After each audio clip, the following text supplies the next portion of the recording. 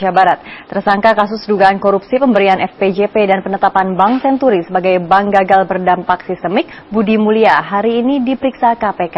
KPK hari ini juga memeriksa saksi dan tersangka Hambalang. Informasi selengkapnya kita bergabung dengan Bayu Prayudanto di Gedung KPK Jakarta. Ya Bayu, apakah Budi Mulya memberikan alasan mengapa Bank Senturi di tahun 2008 bisa mendapat FPJP? Ya, Gilang sejak ditetapkan sebagai tersangka dalam kasus dugaan pemberian FPJP dan penetapan Bank Senturi sebagai bank gagal berdampak sistemik, tersangka Budi Mulya untuk pertama kalinya diperiksa oleh Komisi Pemberantasan Korupsi pada hari ini sebagai tersangka mengenai alasan pemberian FPJP. Padahal posisi KAR atau rasio kecukupan modal dari Bank Senturi kala itu hanya 2,35%. Menurut Budi Mulya, hal itu sudah sesuai dengan aturan dari Bank Indonesia, termasuk juga aturan dari Undang-Undang Perbankan. Dan selebihnya Budi Mulya mengaku akan memberikan informasinya terkait dengan kepentingan penyidikan kasus ini dan akan memberikan informasi secara kooperatif kepada penyidik KPK.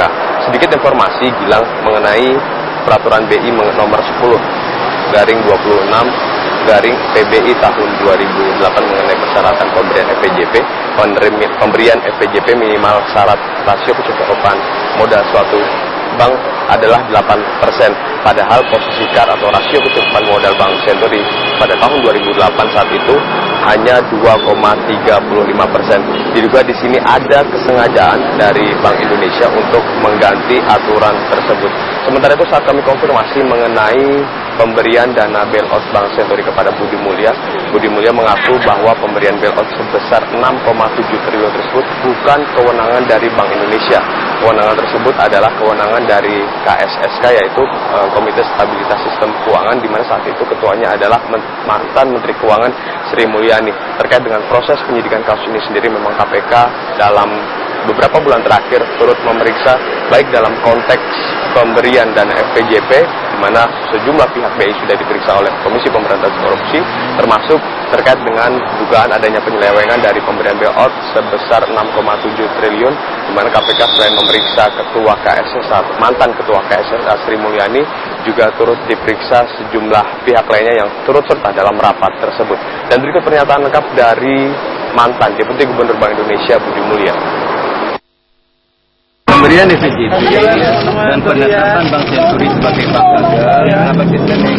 Yang pertama, pemberian FPJP itu merupakan kewenangan tanggung jawab Bank Sentral. Siapa Bank Sentral? Bank Indonesia. Dalam apa pelaksanaan lender of tradition? Keputusan pelan-pelan di Undang-Undang Bank Indonesia itu jelas ada di sana. Sementara penetapan Bank Senturi sebagai bank gagal berdampak sistemik, menurut saya bukan. Gilang.